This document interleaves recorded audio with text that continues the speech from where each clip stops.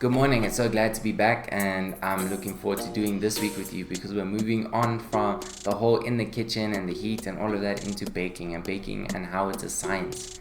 My word, I remember back in my first lesson of learning of baking, they're like, no, it's a science. I'm thinking, how is it a science? You're just putting stuff together and you're mixing it and it pops in the oven does all the work.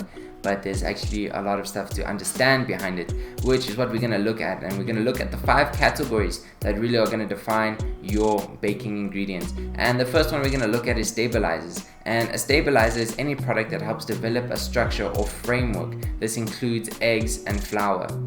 Flour represents the bulk of our baking. It's something that we have in every household. It's really the backbone of most products, and this is because it's a very good binding and absorbing agent. There are many different types of flours. We have cake flour, bread flour, self-raising flour, we have almond flour, we have chickpea flour, and all of them have a different absorption rate and a different texture and a different way that they need to be worked with. So it's important that you know which flour you need for your recipe.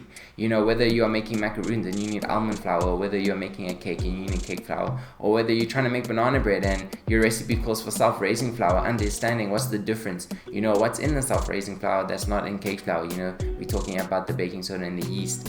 And when we go on from stabilizers, we move on to liquefiers. And liquefiers are really any product that really loosens what you are working with.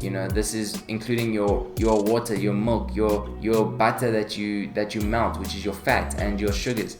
And in the process, liquids provide the moisture for our dry ingredients, and the moisture helps us to develop the gluten, gelatinize the starches, and dissolve the ingredients. And this is really what's gonna give your cake the rise. It's really what's gonna give your batter the different kind of texture that you're looking for. And that's the first part. I'm gonna continue with the different types of ingredients that we work with during baking next week. See you there. Goodbye.